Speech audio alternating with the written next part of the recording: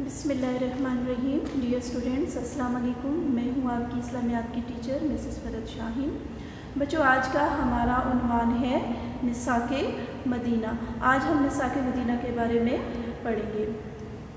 مساک مدینہ، رسول اللہ صلی اللہ علیہ وآلہ وسلم جب مدینہ منورہ تشریف لے گئے تو وہاں پر مختلف قبائل آباد تھے۔ ایک مہاجرین کا، انصار، یہود اور دیگر قبائل بھی وہاں پہ آباد تھے۔ اس کے علاوہ یہود کے 3 قبائل تھے وہاں پر، بنو کنیکا، بنو نذیر اور بنو قریظہ۔ زمانہ جاہلیت میں انصار کے قبائل آپس میں لڑتے جھگڑتے رہتے تھے۔ ان کے جو قبائل تھے وہ تھے اوس اور خزرج، اور ان میں بہت نااتفاقی تھی، اور یہی وجہ تھی کہ ان کی نااتفاقی کی بدولت ان میں کمزوری پیدا ہو گئی تھی، یعنی ان میں اتفاق نہیں تھا۔ اور جب کہ یہود کے جو قبائل تھے وہ طاقتور اور امن و امان کے حوالے سے خوشحال تھے۔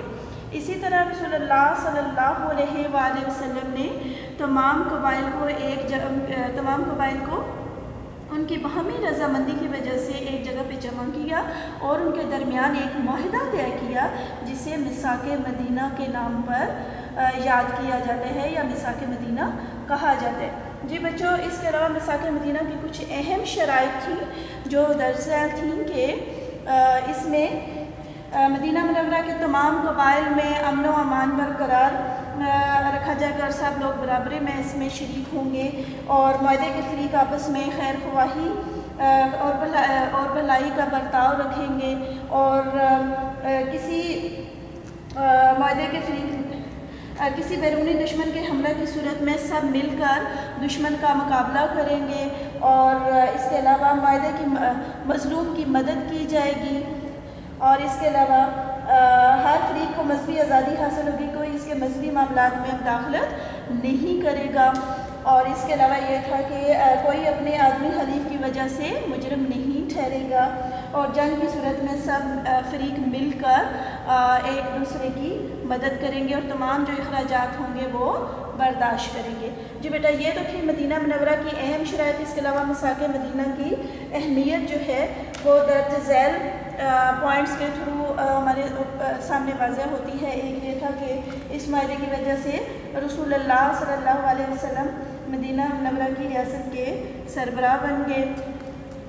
آپ صلی اللہ علیہ وسلم نے مختلف قبائل کو ایک جھنڈے تلے جمع کیا، اور اس کے علاوہ مساک مدینہ کی مدد سے مدینہ منورہ کو مقدس شہر قرار دیا گیا، اور یہ یہود کی تائید حمایت حاصل کرنا رسول اللہ علیہ وسلم کی سب سے بڑی سیاسی کامیابی تھی، اور اسی دوران اور اس معاہدے کی وجہ سے مدینہ منورہ کا دفاع بھی اور مضبوط ہو گیا، اور اس طرح مساک مدینہ انسانی تاریخ میں رواداری کی شاندار مثال بن گیا۔